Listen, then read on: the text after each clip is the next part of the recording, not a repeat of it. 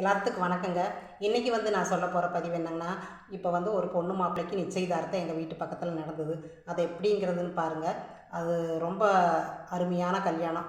எப்படி சொல்கிறதுனா, இப்போ பொண்ணுங்க இப்போ எப்படின்னா ரூ. 1,00,000 மேலே சம்பளம் வேணும், வெளிநாட்டில் வேலை வேணும், மாப்பிள்ளைக்கு நல்லா வசதியாக இருக்கணும், அவங்ககிட்ட நகை நட்டு நிறையா இருக்கணும், வசதி காடு தோட்டம் இருக்கணும், மாமனார் மாமியார் மட்டும் இருக்கக்கூடாது அப்படின்னு எதிர்பார்க்குறாங்க.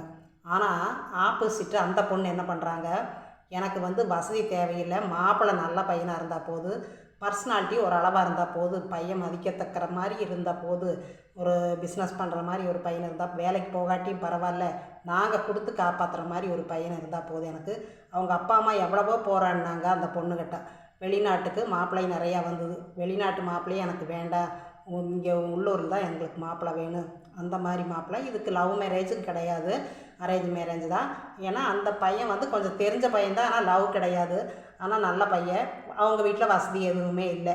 ஆனால் இவங்க இந்த பொண்ணு வீட்டில் அந்த பையனுக்கு 100 பவுன் நகைக்கு மேலே போட்டு கொடுத்து, அதுபோக கார் வாங்கி கொடுத்து, வீடு வாசல் அமைச்சு கொடுத்து, அதுபோக சொத்து பத்துகள் நிறையா கொடுக்க போகிறாங்க. ஆனால் அந்த பொண்ணு இந்த மாதிரி தான் ஒரு மாப்பிள்ளை எனக்கு தேவை, இந்த காலத்தில் அந்த மாதிரி எனக்கு வெளிநாட்டுக்கெல்லாம் போக தேவையில்லை, நம்மக்கிட்ட இருக்கிற வசதியை வச்சு அருமையான பையன் அமைஞ்சால் போதும் எனக்கு அப்படின்னு ஒரு பொண்ணுக்கு நிச்சயதார்த்தம் நடந்துருச்சுங்க.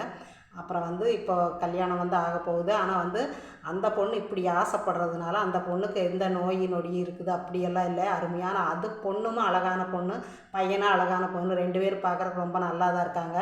ஆனால் இப்போ அந்த பொண்ணு பெரியவங்க கட்டாயம் வீட்டில் இருக்கணும், எனக்கு பெரிய இருக்கணும், கூட்டு குடும்பமாக நல்லா இருக்கணும் அப்படின்னு இந்த காலத்தில் ஒரு பொண்ணு ஆசைப்பட்டு அந்த கல்யாணம் ரொம்ப நல்லா சிறப்பாக நடக்க போகுது. அதான் நான் உங்கள்கிட்ட ஷேர் பண்ணிக்கலான்ட்டு சொல்கிறேங்க. நன்றி, வணக்கம்.